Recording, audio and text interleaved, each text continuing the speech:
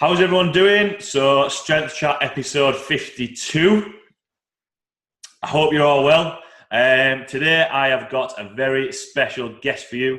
Today I am joined by Samantha Calhoun. I think that's how I pronounce that second name, right?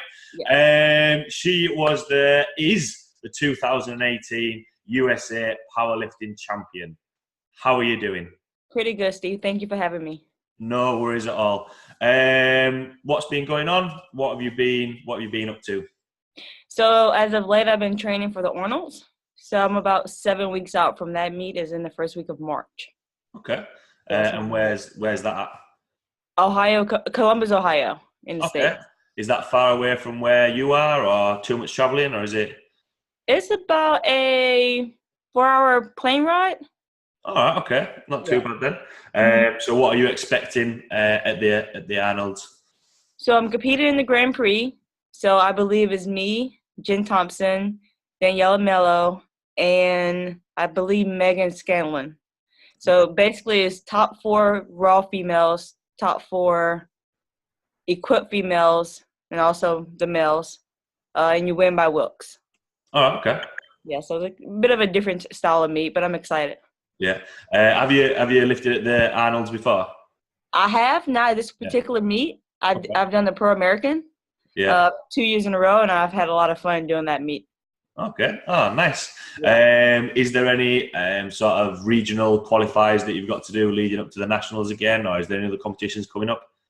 So how it works, Nationals actually qualifies me for Nationals, just because I met the qualifying totals to do Nationals again. Yeah. So doing Nationals also qualified me to do the Arnold's. Yeah. And obviously doing Nationals qualified me to do Worlds, which is in June. Yeah. Okay. And that's over in Sweden, if I'm right. Are you looking forward to that? I am looking forward to that. If I could bypass the Arnold's and go straight to Worlds, I would. Are you going to have a little bit of a time where you can have a little bit of time off after Worlds as well to have a little bit of a travel around, or? While you're talking about while I'm in Sweden? Yeah. Yes, hopefully I'm there for at least a week. Okay, that'll be good. At least, and I can make a vacation out of it. That's the goal. That'll be good. Yeah. So obviously, from Nationals last year over in America, for anyone that didn't watch it, I would recommend going to watch or streaming the Sam's lifting, because it was epic to watch. Starting off with the first question, how does it feel to be American? How did it feel on the day? How long did it take to sink in? How was it? I don't think it felt great. I don't think it ever sunk in. Okay. It felt like it was something that it was my goal ever since I started powerlifting. Yeah. It was a hefty goal. I didn't really realize that, but that was the goal. Ever since I started, was to be number 1. So it was my 3rd Nationals. My first year I came in 3rd. My second year I came in 2nd. And then obviously my 3rd year I finally got it. So I've been chipping away at it for those past 3 years. Yeah. So I guess the best feeling was just a feeling of like relief. Like I finally did what I set out to do. Mm-hmm. But yeah, I mean, I enjoy the feeling. I set the standard high for myself, I guess you could say. Yeah. So now I just gotta continue doing what I've been doing. Yeah. So in terms of, because obviously watching it and the final deadlift that you pulled, obviously you mentioned there that you were going to go into the Nationals with the intention of winning. What was the plan in terms of weights? Because obviously having to pull that final deadlift, was that sort of a curveball thrown on the day? What was the battle plan heading into Nationals? So, I mean, powerlifting is a weird sport. You can't really play defense. You can only play offense. So you can only control what you're going to do. I can't control Jen Thompson or Jen Milliken. They're going to do what they're going to do regardless. I have no control over that. Yeah. So my game plan was, one, for my weight to be on point. I walk around pretty much at weight. Okay. I cleaned up my diet leading into Nationals, which got me down to like 136. So the main goal for me was to be able to eat on meet day. Right. because we didn't compete until around like 6 that night. Right. So I wanted to be able to eat normal on meet day and not have to worry about not making weight. Yeah, yeah. Versus starving the entire day Yeah. and then eating after weigh-ins. So I think that was a huge advantage for me, being able to like fully eat. Mm-hmm. So that was my game plan, and then from there, just executing each lift like I know how to execute. Yeah. So going 6 for 6 with squat and bench, executing deadlifts, going 2 for 3, and then that third attempt, just putting it on the bar. Yeah. Whatever's needed. Okay. So in terms of the training leading up to it, you mentioned there a little bit about your changing your diet a little bit, so you can sit around at the same weight. What was training like heading into nationals? Were you expecting that deadlift? Was there a little bit more? Do you think there'll be a little bit more in the tank later down the line? What was training like leading into nationals? So I had my best training cycle. It was the best one to date. Okay. My coach gave me way more volume than in previous cycles, but I was able to eat it up. I handled it really well. All my lifts week to week progressed well, so by the end of the training cycle, I hit gym PRs in my squat and my deadlift. Wasn't meet PRs. Mm-hmm. It was a little less than my previous meet PRs, but since it was a gym PR, I knew I was in the right direction. Yeah. I was like, wow, this is the most I've hit at the gym. I know on meet day I'll have even more to give. Yeah. So the training cycle gave me a whole lot of confidence going into the meet. Right.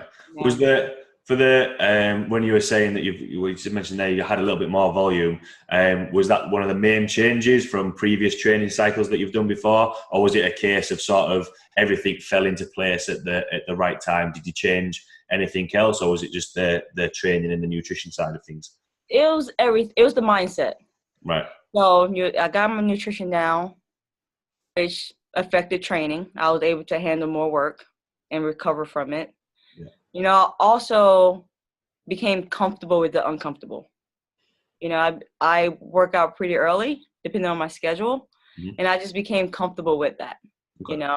I didn't placebo myself into thinking since it is 6 a.m., I'm going to have a shitty training session. Yeah. I just took it as this is 6 a.m. and at 6 p.m. on meet day, I should feel even better.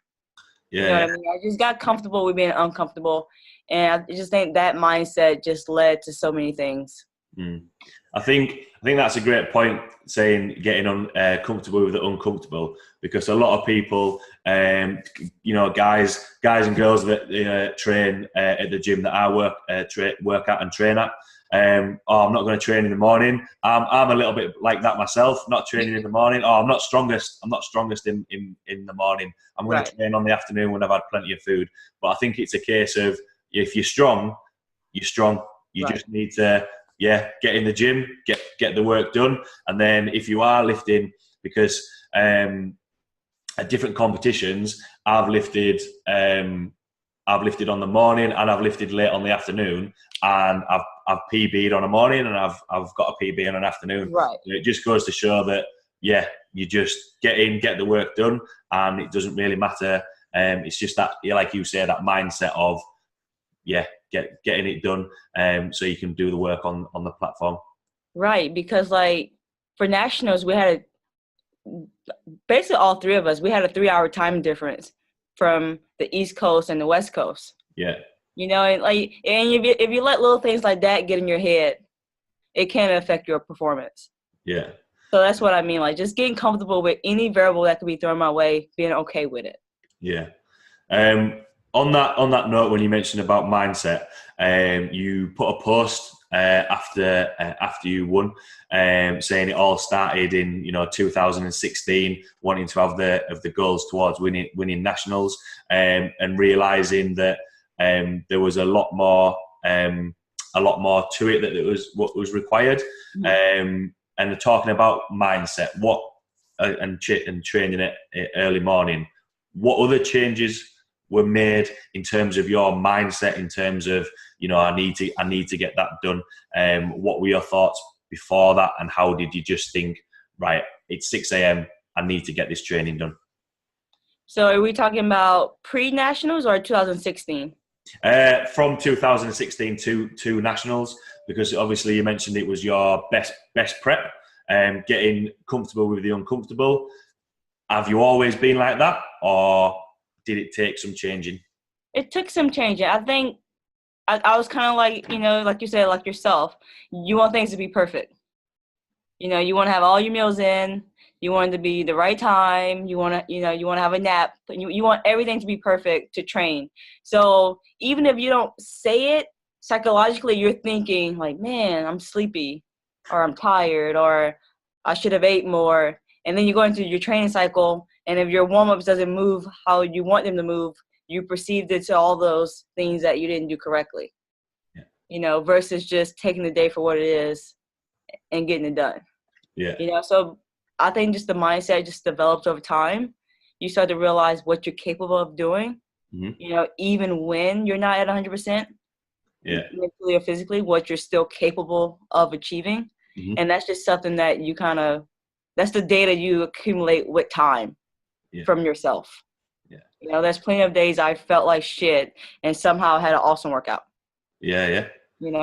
Is that, does that coincide with having the right coaches around you and the people that you train with as well? Because sometimes, I'm a big believer in surround yourself with people of what you want to be and where you want to achieve. So how much did the support of your coach and the people that you train with help you as well? Well, I train solo for the most part, because it is early morning. Yeah. And I would train like in between clients. But I think to have the consistency of a coach and have my program being stable, it doesn't change too much. The foundation is the foundation, and I kind of know what to expect from it. Yeah. So to have that part, constant, I could focus on me. Yeah. Versus having a program that changes quite often and I don't know what to expect from it and have to question it, and like, oh, is this the program? You know what I mean? Like, so I can focus on me versus the outside things. Yeah. That's my program. Yeah, that makes sense. It's a little bit within powerlifting. What I try and reiterate to the people that come to my powerlifting is control what you can control. I write the program for when they come in. Obviously, for people on programming, I'll mention about nutrition and that sort of stuff, or I'll recommend people where you can go to for nutrition, but control what you can do. Right. So if you can go into the gym with a positive mindset, that's your choice. It's up to you doing that. Whereas if you've got to think about, oh, I've got to do this program, I've got to do that. So in terms of, do you have a nutritionist as well as a coach that does your programs as well? So leading up to nationals, I followed the RP diet templates. Okay. And that just gave me a good foundation. It was very simple, easy to use, and I used that all leading up to nationals. Yeah. Because another thing, as powerlifters, we like to track everything about your recovery and your sleep. What aspects did you focus on those as well? I don't track any of that. I just try to I love sleeping and I love napping. So if I have a hobby, that's napping is one of them. Yeah. So, it's just a priority to me. It's not something I have to track. It's going to get in. Yeah. Okay. But going back to the previous example about the mindset, example from that is like 2016, 2017, if I would have a shitty workout, it will affect me a lot. And say I missed a deadlift rep, I would try to retake it and then try to retake it. Okay. I would try to prove myself in the gym. Over time, I've noticed that I'll have 3 good deadlift weeks and a shitty week. For whatever reason, I'll have a drop in my strength. Okay. Like I'll have a great week, I'll pull something massive, even sticking to my RPE, and then the next week I could drop 10%. Right. And when I did not realize that pattern, it would frustrate me. And I'll get angry and and then that mindset will kind of bleed over into the next weeks. But once I realized, like, this, it happened, Sam. It's going to happen. And when it did happen, it's like, okay, it's just one of those weeks. Let's move on. Yeah. You know, because I knew the next week would be better.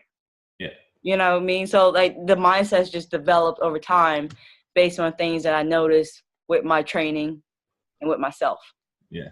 I think it's when you're when it's starting out and it's developing over time, having that patience to stick with the process and not expect everything to go right. I have clients myself that do the exact same thing. I'll retake it again. It's like, well, no, that's what it was today. Next training session. Let's make the next training session a little bit better. Yeah. With that as keeping on the topic of mindset. So, looking at your website, you wrote an article called "Lift Big or Go Home," and you mentioned you ask your lifters why they are competing. So, in relation to mindset, what was your why for lifting, and why do you think that's important when you are looking to compete or get involved in strength training and powerlifting? So my why, so I've been an athlete my entire life. Like, I started playing basketball when I was 6. And I started running track when I was 11. Okay. And all throughout middle school and high school, I did basketball, track, softball, cross country. So that was my hobby. Yeah. That was it. That was my life. I went to college. I ran track. So when I graduated, I had no hobby because being an athlete was that for me. Yeah. So immediately after I graduated, I was happy to not have those responsibilities as a student athlete. But then I quickly realized, like, that was a part of who I was. So I did like general fitness for maybe over a year and a half. But I realized there was a part of me missing, the competitive part, the part of me that was training for something, getting better for something. Yeah. And that's what powerlifting gave me. It gave me, all right, this is your off season. Now you're in season. You're going to train. You're going to get better. And then you're going to showcase what you just did in training. And that's what it does for me. It gives me a competitive outlet. Any sport could have done it for me. Okay. But powerlifting was so easily accessible. Yeah. Was the goal always to be number one in the US and then head to Worlds? Was that a crossover from the success that you had in track, or was it just a case of there were competitions available and it was easily accessible? Was the goal always to be number one? So the first meet, I had no goal. My first meet, the goal was just to, like anyone, you just want a PR. Yeah. Like, my first meet, I just wanted to really take what I did in the gym and put it on the platform. Yeah. I had no idea. I knew I was strong relatively to people around me in the gym. Mm-hmm. But, I knew that. Yeah. But compared to everyone else in the world, in the state, I had no idea. So I had no expectations in that sense. Like, my goal wasn't to be competitive. It was just kind of to better myself and give myself an outlet. Yeah. So I did a meet. I got first, unexpectedly. And then I took the rest of the 6 months off. I actually switched to Olympic weightlifting for 5 to 6 months. Right. And it wasn't until that following February that a friend of mine convinced me to do another powerlifting meet. Right. So once I did that meet, I realized, like, oh, crap, you're actually pretty good at this. So it wasn't until my second meet that I was like, oh, you're pretty strong. Yeah. And it's probably because it was a local meet. The first meet I did was like 4 hours away from home. Okay. The second meet I did was a local meet. So I think just having that local hype and those people around you, supporting you and telling you you're good, it made me realize I had a lot of potential. And that's when I started looking up Jen Thompson and the people that was in the top of the weight class. Yeah. Okay. So do you think, always going back to that, the topic of the podcast is that mindset, do you think that having been involved in sports and competition since such a young age, do you think that has helped your mindset in, okay, I need to get this training session in? Because obviously you know, doing basketball or doing track, there would have to be sessions that you would have to get to. You have to make sure that you're getting the work done. Do you think that had a little bit more of a role to play in helping your mindset change? 100%. So I've never been an athlete to miss practice, to get sick. I've never been that type of person. Yeah. So I'm always going to show up to practice. I'm always going to give 100%, you know, and I'm always going to be the leader in, you know, any way I can lead, you know. So that's just a part of the personality that I have developed over time. You know, I've always had confidence. I've never seen myself as like a underdog. Yeah. I'm the type of person like, oh, if that person could do it, I could do it. Yeah. You know, like if Jen Thompson could lift 315, I could at least 320, 225. You know what I mean? Like if she could do it, I could do it. Yeah. You know, so I've always been that person. So I think that mindset, it has helped me to get where I'm at today. So because I've seen it quite a lot where lifters will come in who are quite confident, and they come from. I used to play rugby. I'm actually. Well, I'll say I'm coming out of retirement. I'm going to have a run out of rugby tomorrow. Nice. But from working and all other things, I've stopped playing rugby and then transferred into powerlifting because it was then that competitive outlet. And you do see there's actually a guy that comes to the powerlifting club. He's had a few surgeries, doesn't play rugby anymore, and he still enjoys the training, and there's that competitive element. So we have all the people's PBs, PRs on the board, and because he was a newbie, came in, looked at him, and he's like, right, okay, let's try and aim for them. But then there's other people that come in that don't necessarily have played sports before, but they're learning the process and they're technically good, getting it weight on the bar. But as soon as it comes to going towards a PB or anything like that, they sort of go within themselves and reduce the confidence. What are your go-to pieces of advice to help increase their confidence and get people to think, yeah, do you know what? If they're competing, I can go and compete. Do you have any top tips? I tell myself, so if you notice on the back of my singlet, it says, don't be weak.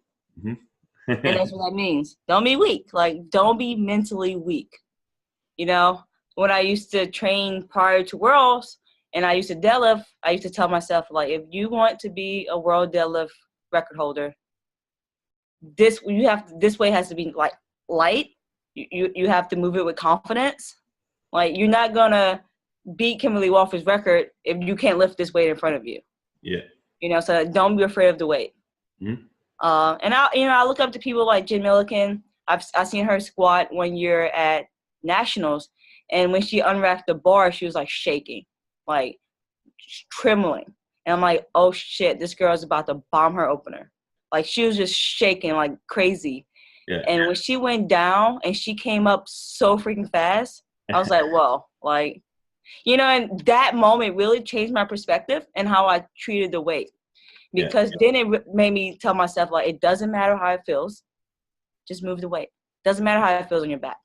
Yeah. Just move it. Yeah. So I'll unrack the weight, and it may feel heavy, and I tell myself, it doesn't matter. Just move the weight. Yeah. I like that take on it. Like with your having Don't Be Weak and reading some of the articles on your website. I like keeping things simple and having a reason behind it. And what I reiterate to even to the people in the powerlifting club and for those who are just generally doing strength training, don't be frightened of it. We're here as coaches. You've got people around you. You know, we'll be there to help you. You've done that weight before. It's only a little bit more. Just give it a go. So I've been reading some of your articles. I can sort of hear myself saying that to the lifters in the club, awesome. which I think is pretty cool. Yeah. On the topic of getting the weight off the floor, not being weak, you also chatted about building the total. Now, having we do testing at the powerlifting club.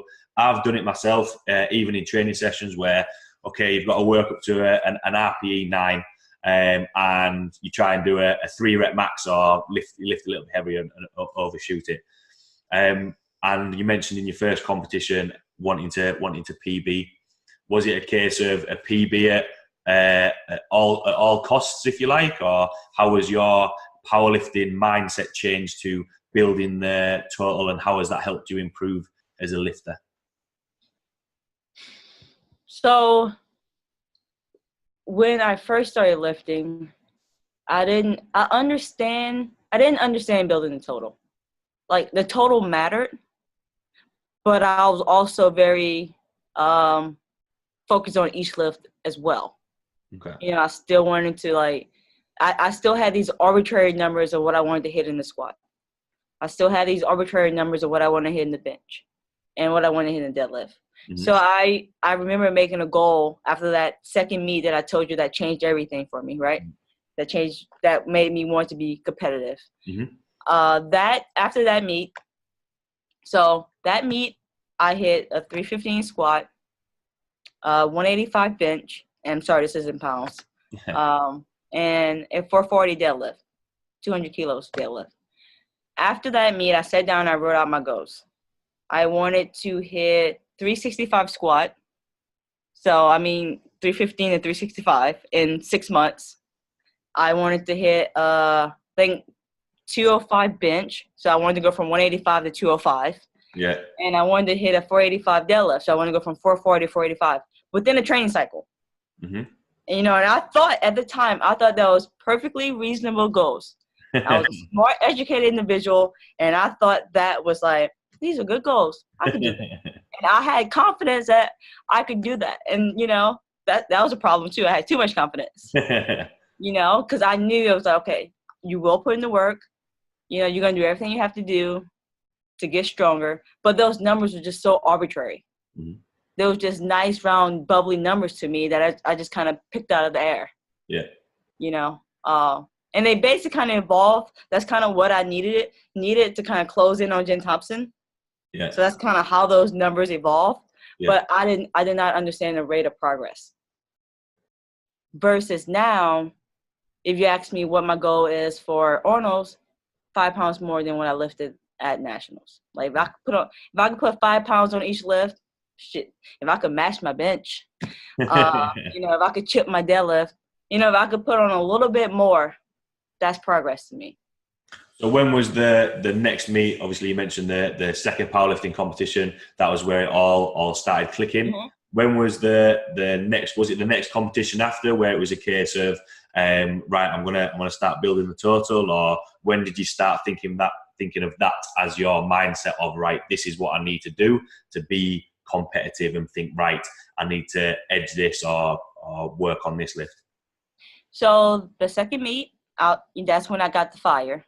Mm-hmm. And then I hired a coach because I knew, like, you're not going to be able to do this by yourself. You need some outside help to guide you along.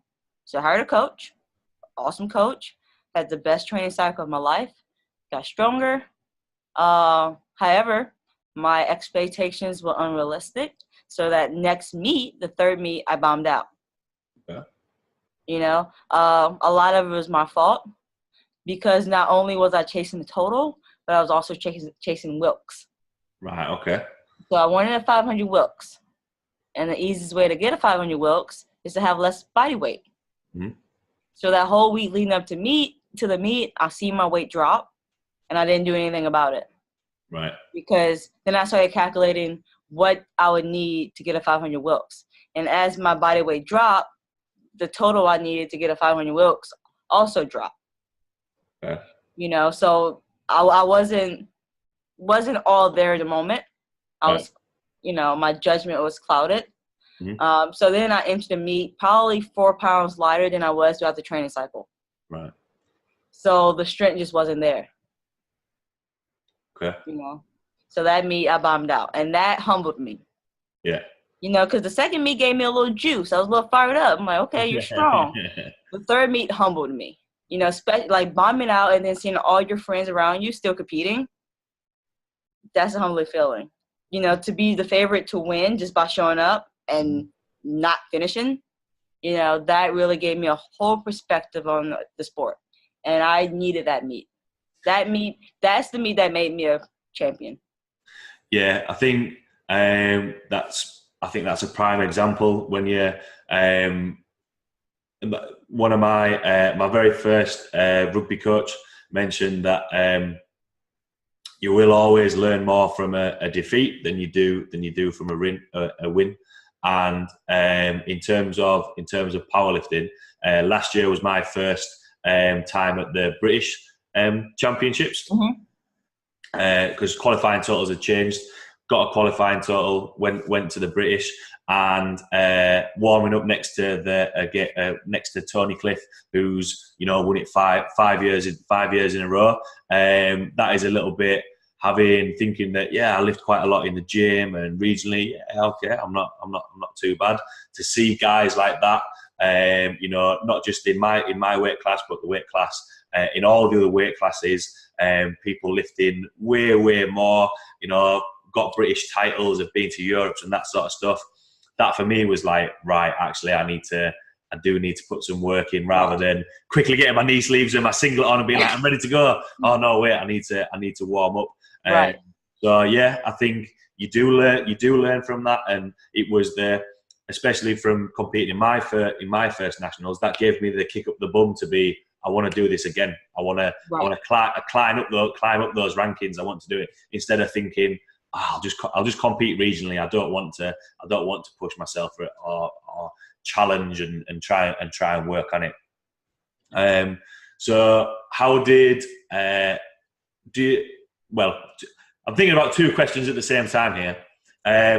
When you mentioned there about you weren't in the right mindset heading into the competition and your expectations, how much do you think the role of the coach has on the lifters' expectations and managing those expectations?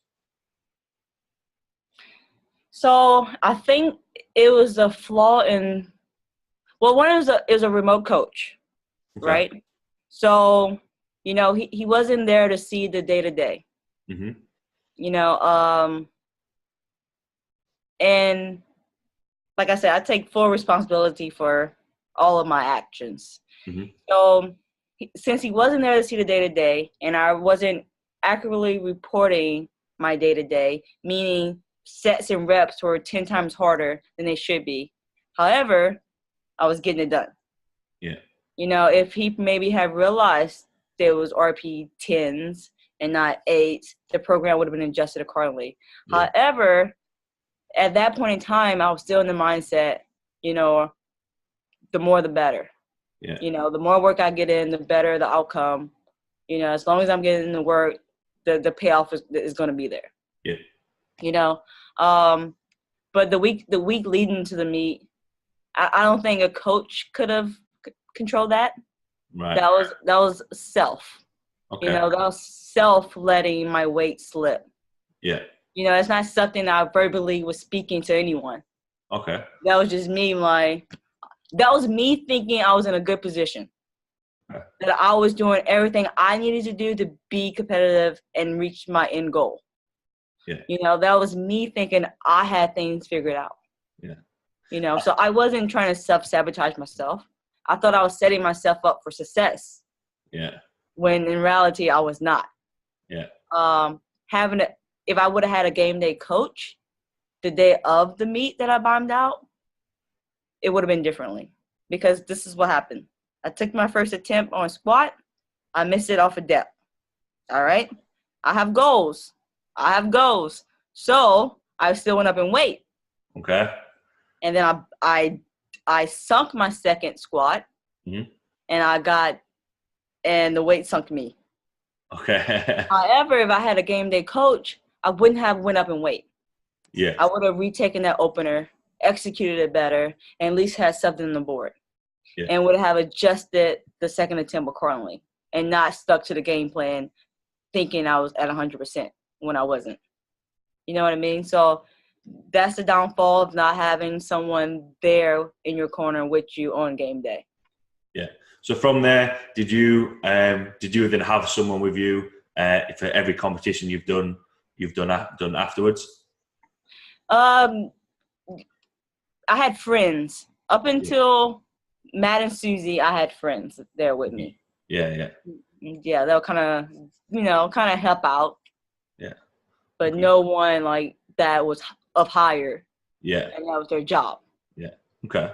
So with the bombing out in that next competition, what was the how did training, how did everything else sort of push you to be like, right, this isn't gonna happen again? So how did you then go into the next training and progress from there? So this is a long story. So sadly, I still had to qualify for nationals. Okay. So that meet that I was doing was a qualifier for nationals. So since I bombed out, I still needed to do a meet. Mm-hmm.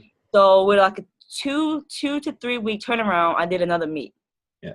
So I had to travel like 5 hours to do a meet because there was no other meets in the area. Yeah. So at that point, the mindset was just get a total.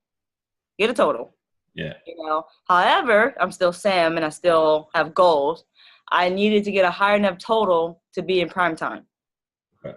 And at the time, we didn't know what that total was. Mm-hmm. So, it's kind of like treading thin waters because it's an arbitrary number because you never know until they pick this primetime list. Yeah. So I couldn't just show up and hit openers. I still had to put up some decent numbers without making the same mistakes that I did last time. Yeah. So the mindset shifted. I knew now how important my weight was. Yeah. Like keeping weight, eating throughout the entire week, eating the day up. I knew how important all those things was. Yeah. So that's when I kind of took that more seriously and I monitored my weight this time. So instead of watching it drop, I make sure it was stable. Yeah. And I would freak out if it dropped. So that mindset shifted. Mm-hmm. And that meet was great. Even though it was a 2 to 3 week turnaround, I PR off all of my lifts. I qualified for nationals, and I think I was ranked number 2 going into nationals based off of that meet. Okay. How far were you off? Because obviously you mentioned about the targets of the weights that you wanted. How far were you actually off from hitting those? So that meet I hit 325 pound squat. And remember, I told you I wanted to hit 365. Okay. I hit a 203 bench. Yeah. And a 440 deadlift. Okay. Yeah. So I think I had like a 980 pound total. Yeah. So it wasn't a 1,000 pound total that I would like. It wasn't a 500 Wilks. Yeah. But at that point, I knew the importance of like building momentum. Yeah. So with that, how did you? Because obviously you mentioned you PB'd on those lifts. Mm-hmm. How did you then feel after that competition? Because then obviously you mentioned that you bombed out and wanted those really high expectations, whereas the goal was then just to build a total in the next one. Did you feel as though a weight had been lifted off your shoulders a little bit? What was you thinking after that? I felt awesome. So the second meet, I told no one. Only a couple close friends knew I was doing that meet because they came with me. Right. So that was a meet I told no one about. Because I was afraid at that point that I was going to make the same mistake I did before. Yeah. Because it wasn't for a lack of like confidence or trying, a will. It wasn't that.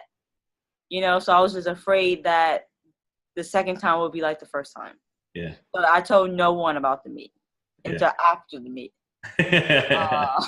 So yeah, I felt great. I felt like, okay, now I'm back in the position I need to be. My confidence is back. I'm ready to now prep for nationals. Yeah. So at this point it's August and nationals is in October. Yeah. Okay. Yeah.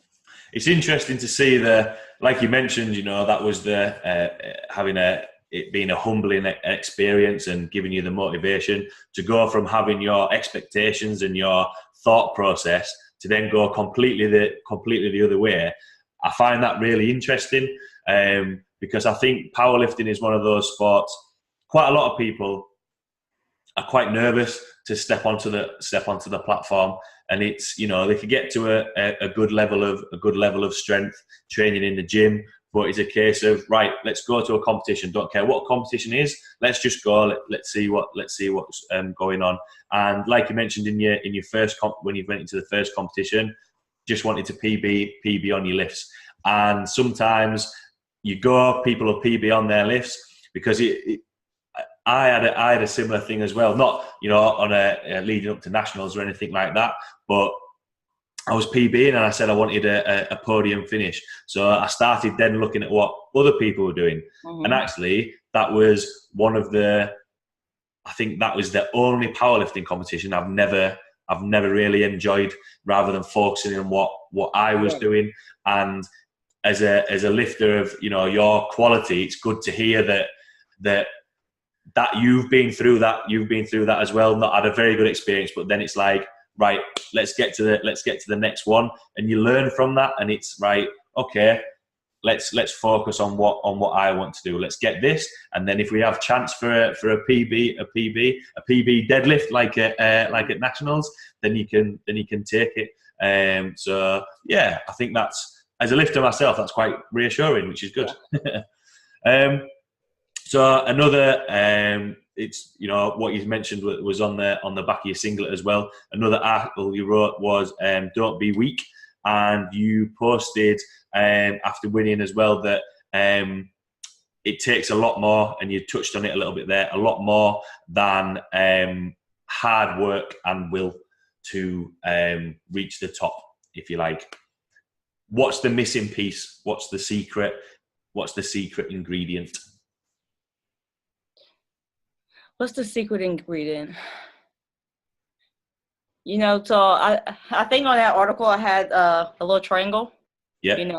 You have like your genetic potential as like the base, mm-hmm. and then your effort goes up. Yeah. I think to be a champion, you need a little bit of everything. You need that genetic potential, right? Mm-hmm. Like I said, I played sports all my life. I was fairly decent at all of them. I was never the greatest, because if so, I'll be in the Olympics for track.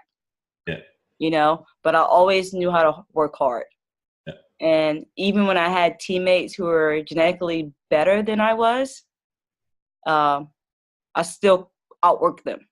Yeah. Because it was lazy. And they relied on their genetic potential to just coast along. Mm-hmm. So over time, I would surpass them because I outworked them mm-hmm. with a subpar genetic ability for the sport. Just giving that constant effort day in and day and night, and not make an excuse. Like, I never miss a training session. Like, I plan my life around my training. Yeah. I don't travel unless I can somehow manage to get my training in, and just being consistent for years, and every training session put in full effort, and not making excuses, and not being a mental head case, and just attacking each training session for what it is. Yeah. Doing that over time, it'll lead you to where you want to be. Yeah.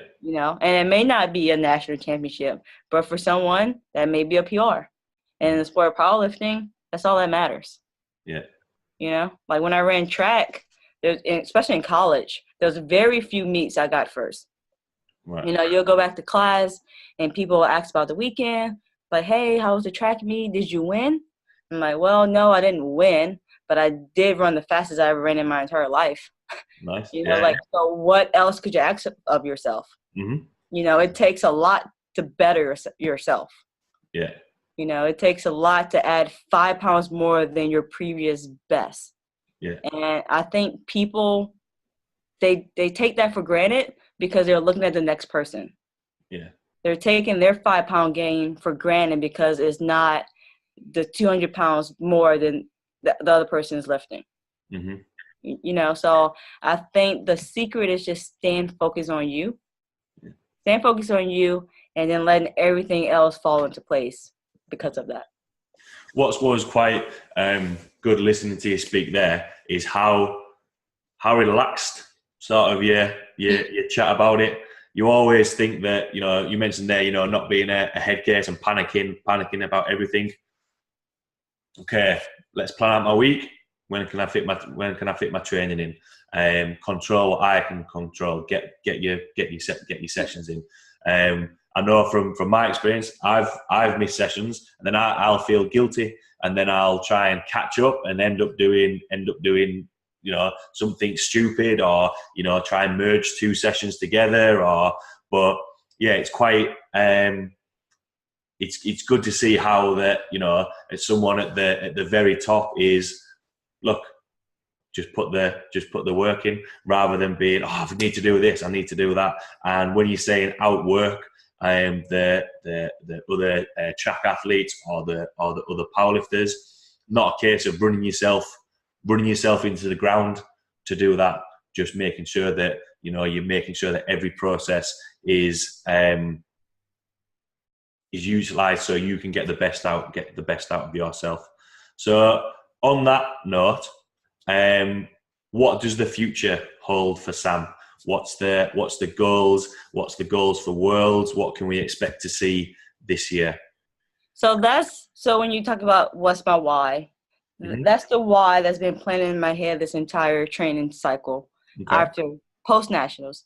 Because pre-nationals, I had a chip on my shoulder, right? Okay. I got second at Worlds, and that left a bitter taste in my mouth.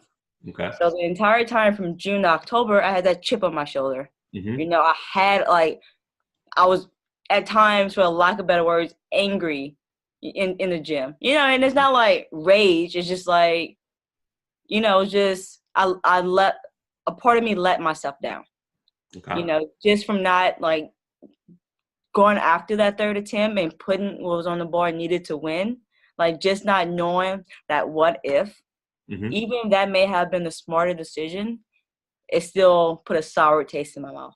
Yeah. So the entire time leading to nationals, I told myself that wasn't going to happen again. Yeah. It wasn't going to happen again. Yeah. Whatever we needed to put on that board for the third attempt, I was going to attempt to pull it with my best effort. Yeah. Assuming that was something within range. Mm-hmm. So now the why is we still need a world championship. Okay. I haven't done that yet. Yeah. Even after getting that world championship, Jen Thompson legacy still lives, right? You don't dethrone a legend with just 2 wins. Yeah. You need like 10. So the goal is to be the best. Okay.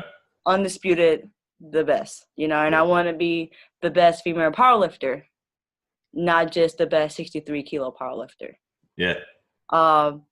And so that's my why.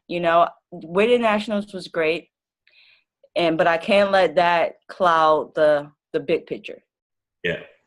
Because it's not over. Jen texted, she messaged me maybe a month or so ago. She was like, I'm ready for our rematch. And that was like, and I'm glad she messaged me that, because that's telling me like, Sam, you can't get comfortable. Yeah. She's working and she wants revenge. Yeah. So it just sets the bar higher. So that's my why, is to be the best. And to be the best, I have to better myself even more than I have already done. As someone that is obviously I watched the live stream of nationals at Worlds, as someone that's watched that and watched your lift.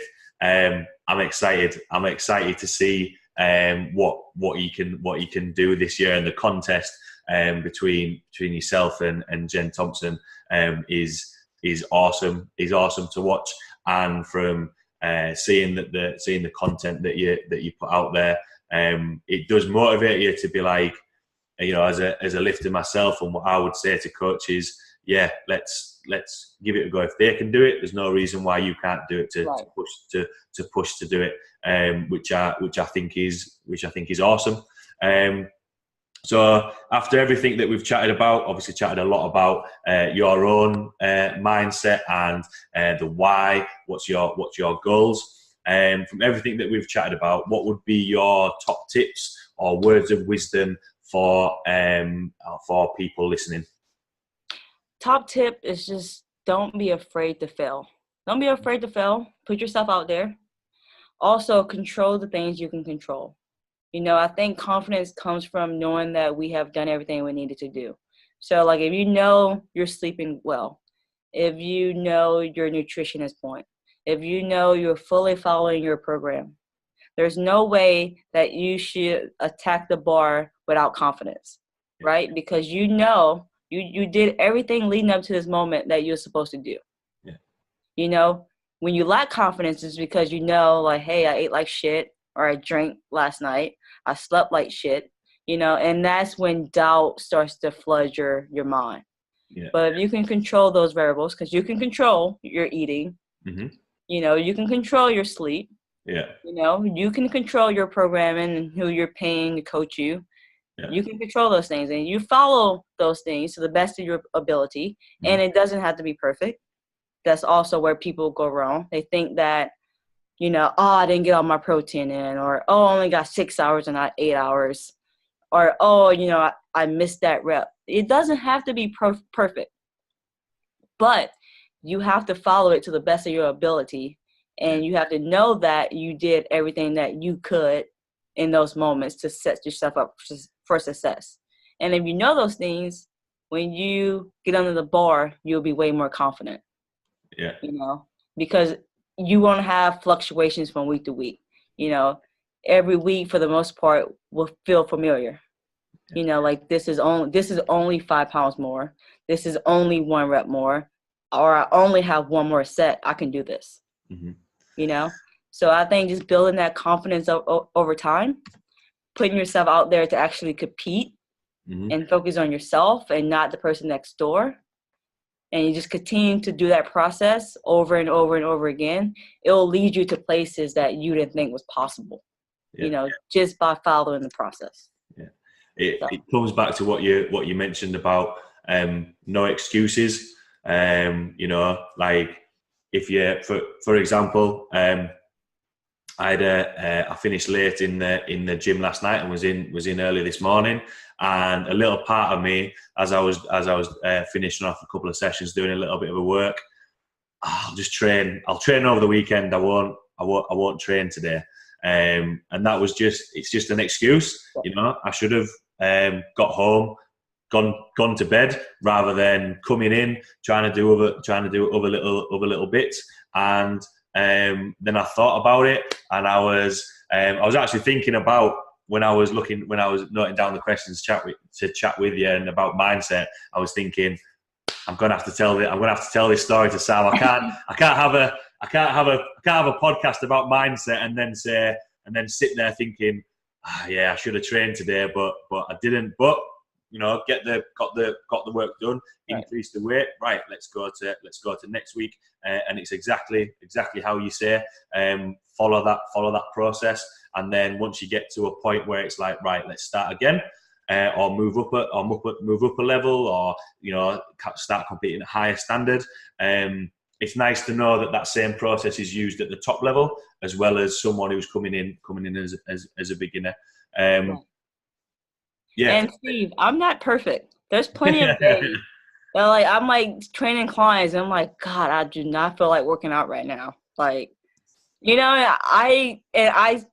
I'm not perfect. There's plenty of days, probably more days than not, that I'm like, oh man, I just don't feel like it right now. Yeah. But it's not a choice. For me, it's not a choice. It's not an option. It has to get done. Yeah. You know what I mean? Like, it has to get done. So I suck it up. I put on my headphones and I just get it done. And more times than not, it's an awesome workout and I'm happy I just got it done. Yeah. I think a lot of people think as coaches that if you're different to your clients or different to the general population. I've been chatting to my clients over Christmas. I actually put my back out before Christmas and chatted with a physio and needed to work on a little bit more mobility and work on getting my back. Building that back up again, and I just said, yeah, I didn't train as much as I probably Should have done over Christmas. Yes, there was an injury, but a recommendation of taking time off. We are everyone's human. Everyone makes mistakes, and I think it's down to because my goal was to compete on the 26th of January, because I've never been in a position where I could get a qualifying total with not doing max effort without really pushing it, and I've not been in that position before. Whereas now it's a little bit right. The longer I leave it, I need to get a qualifying total closer to nationals. Right. So now my goal is, right, how much do I want it? I want to compete at nationals again. I need to make sure that I get to a level where I can get those lifts, and then that qualifying total is put to bed, and then I can start focusing on there. And what I usually say to my clients is, you either do it or you don't. Everyone's adults. It's if you want to do it, you will. If you don't want to do it, then maybe that's not for you. So you mentioned your clients quite a bit in this podcast. My clients they don't know this, but they are my biggest motivators. Mm-hmm. One, because they look up to me, right? Mm-hmm. I'm their leader, I'm their role model. They in a sense pay me to lead by example. Mm-hmm. And even if I know it or don't know it, they're watching. Yeah. So when the question is, will I skip this workout? I think of my clients, because they don't skip workouts. Yeah. I have clients that if they have something to do, they will wake up at 4:00 in the morning, at 2:00 in the morning, and get it done. Yeah. Because that's the expectation that we have built for each other. Mm-hmm. They'll get it done, without excuse. I had a client last night. She skipped work because she was sick, and she was legit sick. Not to the point of dying, but she had a little head cold, and she still came to the gym. She texted me, "Hey, Sam, I'm leaving work early. I'm not feeling well, but I'm just letting you know that, but I still will make it for our session." Yeah. These are the people who I have on my team. So when I'm feeling lazy as crap, I think of them, because I'm like, if they could do it, if they could do it, I could do it. Yeah. And vice versa. Yeah. What I always feel as well that I wouldn't for clients, I wouldn't give them anything that I wouldn't expect them to do anything that I wouldn't do. So say, for example, I train 4 times a week.